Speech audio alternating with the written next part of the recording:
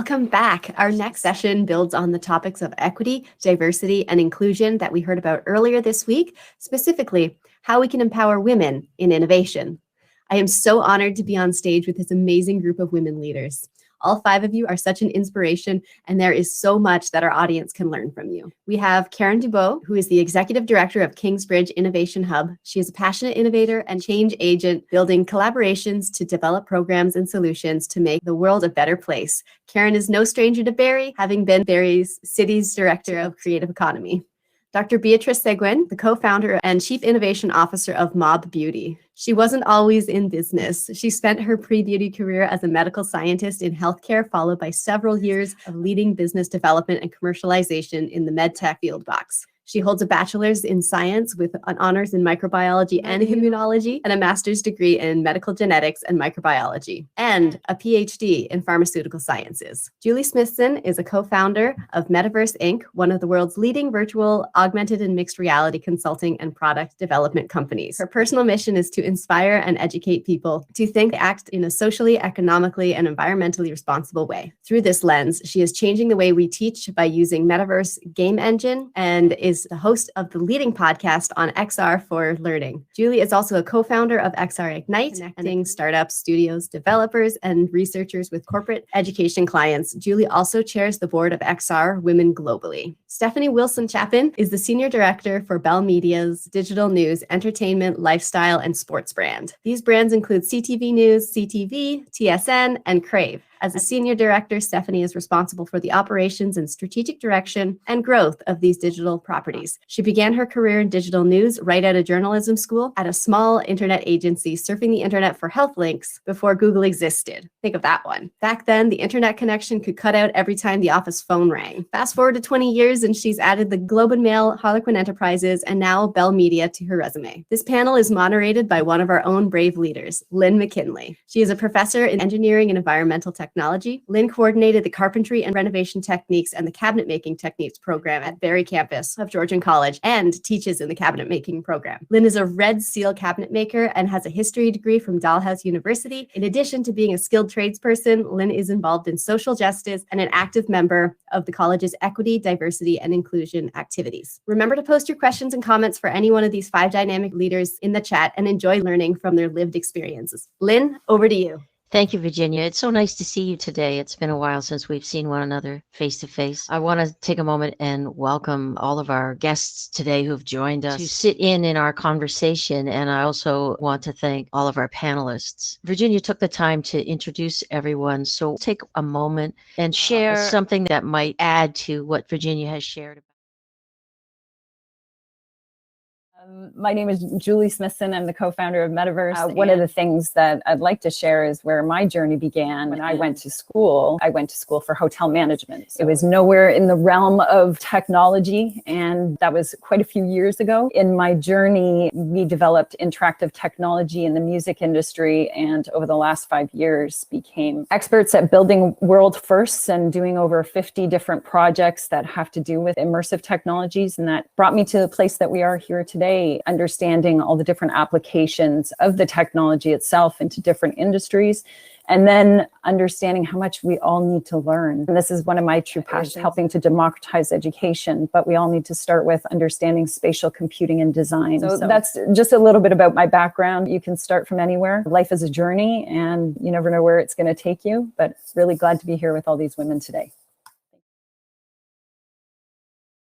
It's great to be here and to be part of this great panel of amazing ladies. When I started, I was in engineering. The best laid plans never came to fruition because opportunities happen. It's really been more, in terms of my journey, a zigzag. But what I've come to realize is that those zigzags actually build an incredible base of experiences and networks that leads to the next opportunity. It's good to have a general direction, but be prepared to go in other directions as well on your way to your ultimate goal. At the end of the day, what comes through is your passion and your commitment and dedication. It's more about who you are than what you know.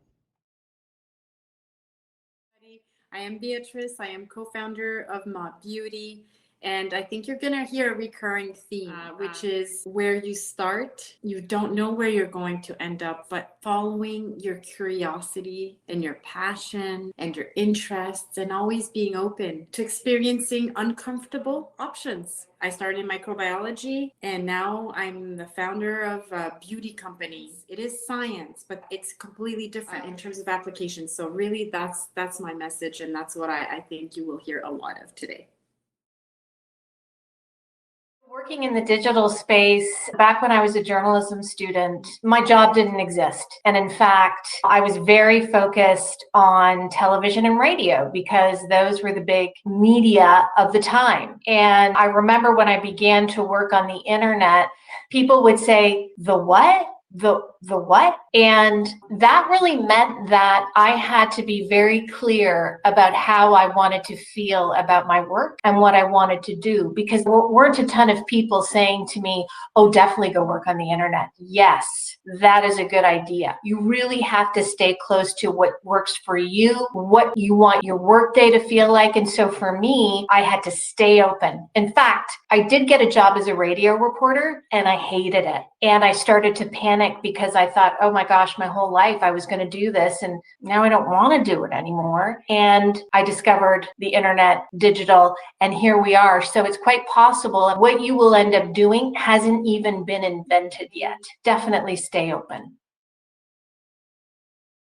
I love all of your insights. They're really wonderful. What do you notice about where you began in your career and your learning path and where you are now? And what have you learned from this insight of the difference between where you began and where you've landed? What have been your superpowers? What have been your gifts on your journey? As I reflect, and sometimes you do have to reflect because what you think is your superpower may actually turn out to be something else. I have a couple superpowers. One is the ability to build meaningful collaborations between people and organizations that don't normally collaborate, in particular between public sector, private sector, and not-for-profits. And I've been doing this in all of my work, whether it's with startups or innovation ecosystems or municipalities. And what I've come to realize is collaboration is actually hard. Lots of people cooperate. Not many people have meaningful collaborations. And so that turned out to be a superpower, and they don't teach that in college and university. The other, I think, is being willing to imagine. Stephanie mentioned the internet and being there in the early days. I was there. I remember when people thought it was funny that you put a web address on a business card. Seeing these new advances in technologies, these disruptive innovations, and being willing to imagine and ask what if and how could we, all driven by how can we make the world a better place, whether that's improving access to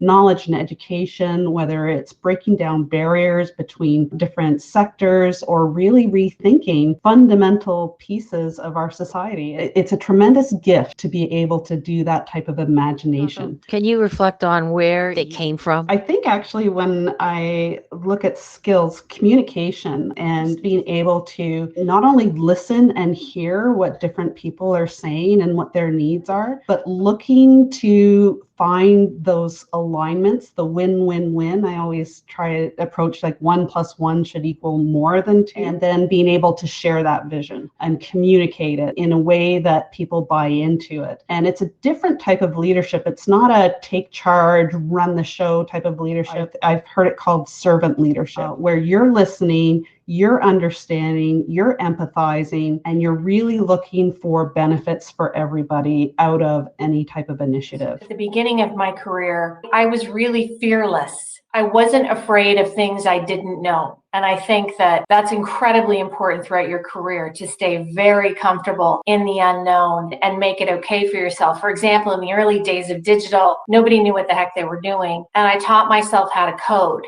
That has served me incredibly well, even as I sit in rooms, truthfully, where I'm the only woman often, where I'm surrounded by techies and geeks. I'm super comfortable there because I'm not afraid to admit that I don't know, that I can learn. I think that's incredibly important. And then throughout my career and even recently, I realized that I needed to reach back to that fearless young woman who started her career. You can go on your journey, you can become a little complacent, you get into different life stages, you become a mom, whatever it is. I found myself trying to remember back, hey, wait a second, I'm still that fearless person that I was when I started all of this. And I think it's really important to stay connected to that and not to be afraid of things you don't know. And in fact, drive yourself, ask those questions. To Beatrice's point, stay curious, I think is super important, especially now in the world where we have technology and science and everything intersecting.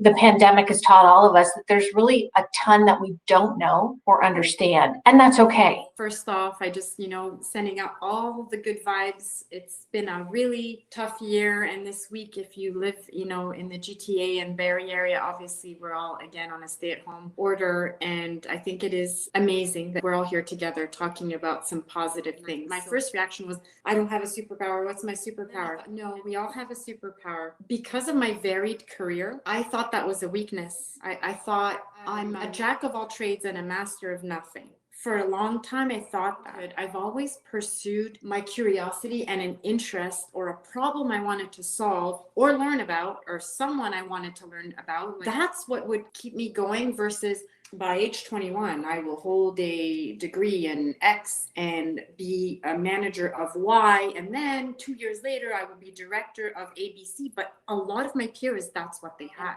For a while, I thought, oh, yeah, I guess that's what I have to do. I love science. My father died of cancer when I was 12, so it was very impactful because I had amazing, amazing physicians who took care of him. When I asked them what's killing my dad, they didn't pat me on the head and say, well, something real bad, honey, called cancer. Instead, he sat down with me. He opened a book. He's like, your dad has cancer. Do you know what cancer is? And that opened my world. Oh, that's the problem. I'm going to solve that problem then. I'm going to solve cancer because my daddy died. That's what got me going. And that's what kept me always. So I thought, wow, I'm not this one linear thing. And I thought that was the weakness. It's not. Laser quick analysis, follow your curiosity, connect dots. That's my superpower. And it took me forever to figure it out. So please, if that's how you're feeling or your children, tell them, don't talk to me about what job you want or what job you might have. You know what? I tell my kids, I don't know what job you're going to have. It doesn't exist yet. Tell me though, what problem do you want to solve? That's what I ask my kids all the time. That's what our education system needs to train our kids to ask themselves. That's what's missing. We are so focused on getting a job instead of asking, what problem are we going to solve? How are we going to do it? And by the way, can't do it alone. So if I want to solve pollution, I need a lawyer, I need a scientist, I need a politician, I need a digital media person who can communicate science. I think that's what I have now finally figured out. And if I can help others figure that out earlier, I'll feel good about it. Thank you, Beatrice. Very moving message with the experience of the loss of your father and the impact on that. On you. Julie, do you have anything to add around your particular gifts? Sure. There's been so many things that we've talked about since the original question, superpowers and what they are. And I actually held a session in our XR Women events the other week on discovering superpowers. And I asked everybody to ask everybody else what they thought their superpowers were, because we all have them and they're all very much alive and we just need to uncover them. That's been one of my superpowers, is to help other people understand theirs while being immersed in this technology space. Going back, 2010 was when we started to create touchscreen technology for the music industry. And even before that, my world was immersed in techies, roadies, and that music scene. And I'm happy to say that even today, it's been great to see the growth of women in tech, because I've seen it from its nascent stages years ago. It's really great that we're starting to see all of this happen, and that XR Women and all of these communities are forming around the world that have this base knowledge. There's always something to learn in all of that we're doing. Even for myself, working with a client, building a project, and it's like building an airplane while it's flying. We're all learning, especially when it comes to UX and UI, interactive design, and what works and what doesn't. We live in the attention economy too. So it's very much, how do you keep the attention of that user when you're building something? And learning never stops. And you have to be open to absorbing the learning from all different sources and go out and find it. Be attracted to groups and communities. COVID brought us remotely, but giving us the accessibility virtually to attach onto any of these communities around the world, follow your curiosity, follow and become part of these groups that share the same interests and passions and learn from other people is really the best way to take in this enormous exponential growth that we're going through right now, that we have to have that ability to change as well as to learn on a daily basis, literally hour by hour. Some of the things I'm hearing between all of you is, first of all, a lot of humility. All of you have said this continued desire for learning and being open, and also a really big passion to help people. Traits that you all share that I would imagine have also been a part in your success and your skills as innovators. Many of us have challenges in our path that make life difficult and make success difficult. Some may be things like mental health or unsupportive or toxic partners or financial hardship. Other challenges could be systemic, like racism and sexism. Maybe for you, it's been overcoming what some people perceive to be failure. Can you share a challenge that you've had and what you did to work with or overcome that I challenge? was fortunate enough to have a wonderful boss, a wonderful woman who challenged me in a new way. And I remember saying to her, and many of you may be able to relate to this, the expectations on me are so enormous. Everyone expects me to be perfect. Everyone expects me to be an amazing mom, an amazing employee, an amazing family member. And it's really tough to walk with these enormous expectations. And without missing a beat, she looked at me and said, what if you are all that? What if you are that amazing? What if what everybody thinks about you is true? And it stopped me in my tracks. And I admit I did the ugly cry in like a very public meeting. But I think that's what a lot of us do. We play small. And you were asking about our superpowers. Watch all of us. We're kind of, folks are reluctant to really talk about their gifts, own them, and give them out to the world. And I think that for me was a moment of huge change, that I wasn't going to play small and that I was going to sit with everything that I had to contribute and offer and be okay with that and be proud of it. I started a company and it grew very quickly. In a couple of years, we had from 3 people to 75 people. It was an incredible learning experience, but we found ourselves wanting to learn more and be more professional. We ended up deciding not to go with a venture capital investor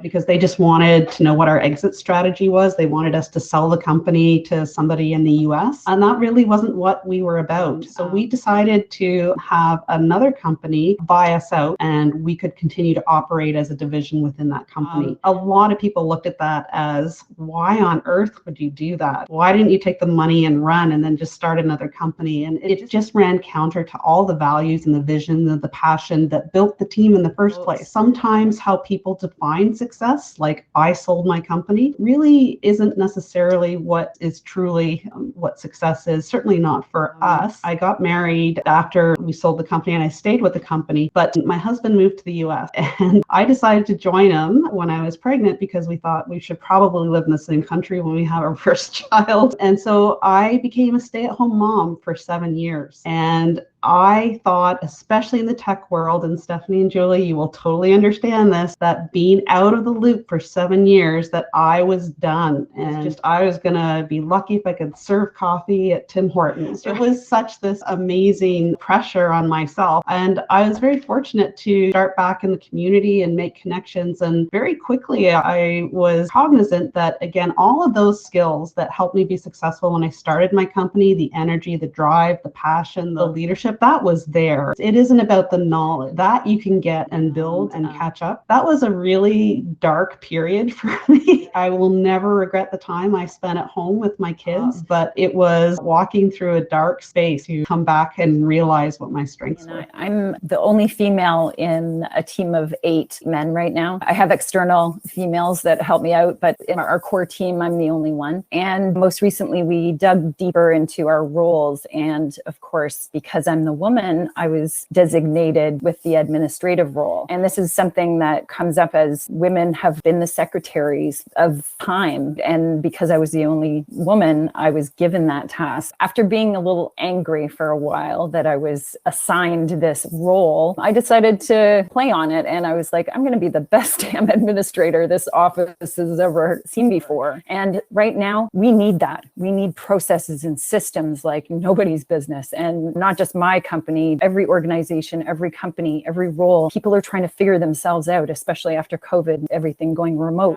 I felt like I was put in my place as a woman. This is what you should do. You should keep track of all the administration. I turned that around and I put a whole process system, managing projects and things. And now they come to me because they don't know where this information is. So I've elevated my power because I'm the queen of systems and processes. And so I guess the lesson here is take what you're given and go with it. Be the best of that you can be. And this is where your superpowers will start to shine through. If you're ever put into that role, those type of roles are very stigmatized, women being secretaries, but we're also very good at it because we're good multitaskers. We're women, we're mothers, we're wives, we do all of these things. So I turned that into a superpower of my own, and now I'm owning it. So that's my message, is just own your role and be damn good at it. I think owning your world, owning who you are, that's an answer to a barrier. I'm sure all of us have experienced sexism. There's too many to talk about. But I would say the thing about some systemic issues is they're not always so overt. One example for me is I'm a science geek, but I don't look like one. Entering university years, would walk into labs wearing high heels and full set of makeup, but I was researching HIV. And somehow my appearance didn't match people's perception of what a gifted or clever or whatever word you want to use for a meaningful scientist. So it wasn't in my face, but it was there. And I will say it wasn't just from men. It was from women. It was from the women professors and other fellow women who, after my first seminar, I'll never forget it, a female professor come up to me and said, "That was very impressive. I didn't expect that from you." She didn't say the why. I knew the why though, because I'd heard other people say, "Are you really serious? How can you be in this exclusive genetics research program? You don't seem to be taking it seriously." So I remember going to my superpower person, which is my mom, and commenting that, and my mom saying, "You are Latina, you are French, you love fashion and you love science, and that's their problem. It's not your problem, and you be who you are." Lesson number one, own it, be who you are. And if the people around you can't see who you are, it's their problem, and you got to plow through and find your tribe or make your tribe. And I've written about that. If they don't let you lean in at the table, build your own table, people. That's why you see these women entrepreneurs. And that's what I've had to do. So that's one major barrier. And the other one, in terms of systemic, even when you have super supportive partners, which my husband is, he is my best friend, my cheerleader, my supporter. But de facto, by gender and career choice, I still met barriers within our couple and family. Well, gender, because I carried the children. So I had to take and gladly wanted to take the maternity leave. I love my children. My husband's a physician. His job is not as flexible, not in their hours, not in where they work. You build a clinic, that becomes your station. Like, we fell in love for our brains and our passions, but then you're married and, oh, you're a physician. You got to pick a location. That's where we're going to live, and you're going to practice medicine. I'm a scientist. I could go all over the world. I felt trapped and limited in what I could do because of him. Not because of him, but because of him. And thanks to him, one day we moved to Barrie, a small town. What am I going to do as a scientist? There's no opportunities for me here. I can't keep commuting to downtown Toronto because I want to be here for my children. All these battles were going on. I was at a party. I was very bitter to one of his colleagues. And my husband that night, we came home and he said, "Beatrice, I get it, but we made this choice together. What are you going to do to change your reality? Because this is the reality. We made a choice." That was the best thing he told me. After that night, I realized I have to build my next step. He can't do it for me. We did make a choice. The barriers are real for women. It's not always overt oppression. It's just they're there. But what I can tell you is, it's you and your mindset and looking around you and building those opportunities for yourself. Just to connect the dots between a few things I'm hearing all of you share. Identity as a woman, that is so interesting, Beatrice, that you experienced people trying to limit who you are by how they perceive you to be in terms of having feminine attributes and having a passion for makeup, etc. And as somebody who presents a little bit less feminine, I have also been judged for that. And it's true that women often are are the police of how we show up as women. We police ourselves, which is a real problem. And I think one of the challenges of being a woman is it doesn't matter what you do, there's going to be critique. If you're too chubby, if you're not chubby enough, if you're not feminine enough, if you're too curvy, you're not curvy enough, if you're too smart, you're not smart enough, if you're too outspoken or you're too shy, it's almost like it doesn't really matter how you show up. It's a very thin line of how you're supposed to be a woman. And that really shows up when we're reaching for leadership and excellence as well. And all of you are demonstrating that despite those challenging messages, you're stepping into your own identity and owning that. The other thing I'm hearing is for women who have family, there are challenges of doing the work of home life work and the work of work life work. And statistically, women are still doing more home life work than their male partners are, and significantly more statistically. I love, Beatrice, that you referenced make your own table as a cabinet maker. That resonates for me. I have mentored a lot of women going into skilled trades across the country. And one of the patterns seen is often women will come to me after they complete their training. They've trained to be an auto mechanic or something, and then they get out into the trade and a few years where you're apprenticing in order to get your credential. And often women come back to me and they say, I've been asked to work in the office. Because one of the patterns that happen in skilled trades is women don't always even get their fundamental credentials because they're pushed into administrative work because they're good at it. They're good organizers. They know how to answer the phone. They know how to be professional. They have good customer service, but they don't always get that foundational stuff. Sometimes when women come to me who are just starting their career, they feel like it's just them that are being treated bad as a person. It's hard to know, is it sexism? Did they just not like me? For me, it's helped me be able to stay longer in my job, to know that there are systemic problems in places and it's not just about me. So I can extrapolate from that. It helps me make sense of it. Have you had experiences where you've been marginalized or discriminated against? And what skills have you used to develop and deal with discrimination or bias? It comes back to credibility. When do you jump in and when do you not jump in? I've learned to put to practice where my voice counts and where it might be a distraction. You want to make sure that you're not whining or you're not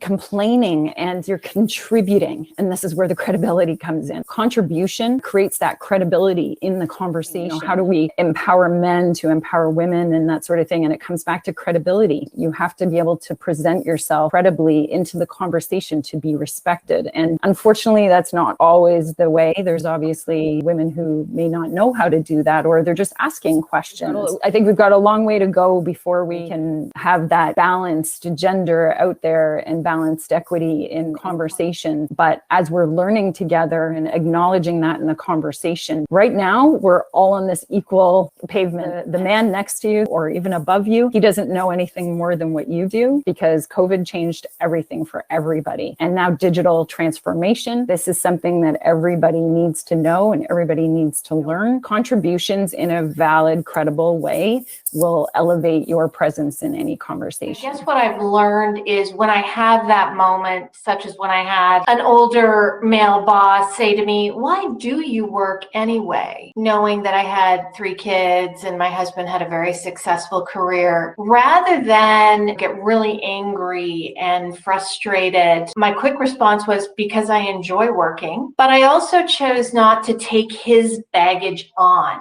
not to take it personally. That's his stuff. And I'm not going to move through the world carrying around whatever stereotype he thinks I should fit into. And that was very freeing for me. It really isn't about me at all. It's about him or her. I've had women say the same thing. I had a senior woman say to me when I was pregnant with my 3rd, oh, you're going to stay home now, right? So again, I don't take that on. I move through it. And absolutely, what you're saying about credibility resonates. When you're smart, you're smart. It may be at first people just see the outside, but when you're really smart and really good at what you do, eventually what you offer comes through. At least that's been my experience. I would also say, how do we model for young women moving through the world with confidence and all of those things? I have 3 boys. So I always think that not only do we need to model for young women, we need to model for young men, especially as we've all talked about.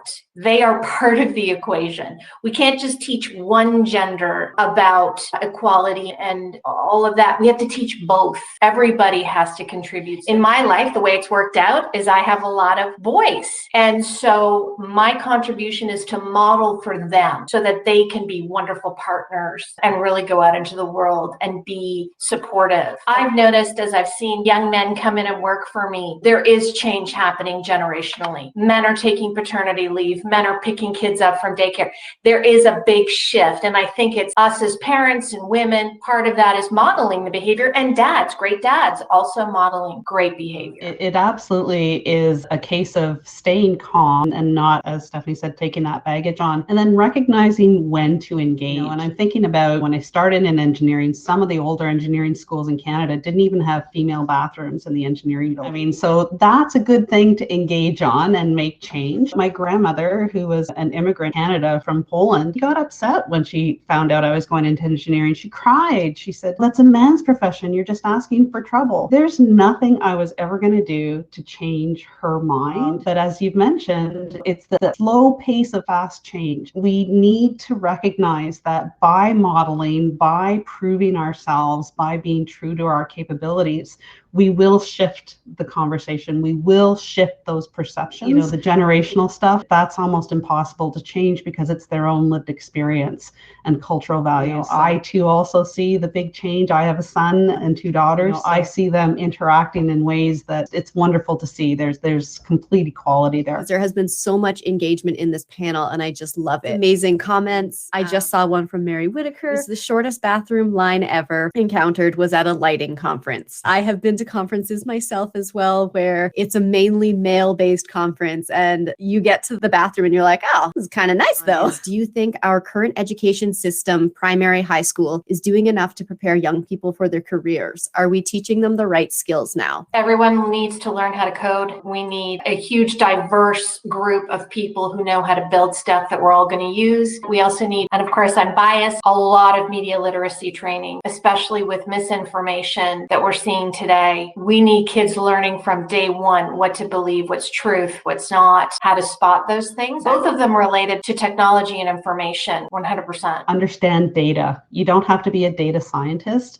but regardless of your profession, you want to have data-informed, data-driven decision-making. So really understanding the power of it. You know, we should never rely on the education system solely to train our children for tomorrow. It takes a community to raise a child, and there are so many learning opportunities out there that give them a chance, not just sports, but problem solving, coding, learning how to do 3D printers, being part of esports gaming. There's so much that they can learn as part of a community. And I think as parents, we need to make sure our kids are connected into those other learning opportunities, not just say, oh, I send them to school, one and done. They're going to be ready for the future. Our education system, actually from elementary all the way to undergrad and graduate school, does not focus on some of the skills that you actually need to work in this world, such as financial literacy, negotiation. And for women, it's even worse because at least for some reason, men just, I don't know why, maybe it's just been a paternalistic passing down of that knowledge. Those are very important, whether you're going to be in a very high-tech future, artistic future, it does not matter. You need to understand finances and negotiation. Those are missing, they are not taught, and they definitely have impacted women. Again, things are always getting better. The world is not bleak, but I'd say those are two major ones. So I'm going to shut down our amazing panel for now, but it was so wonderful to hear from so many passionate women in innovation. I have a lot of these feelings about learning, and it's actually an obsession of mine. So to hear it from other amazing women lit my day up. It was great also to hear your stories and your passions for sharing knowledge. That really meant a lot to me. Thank you so much to all of our wonderful panelists today. This was very enlightening.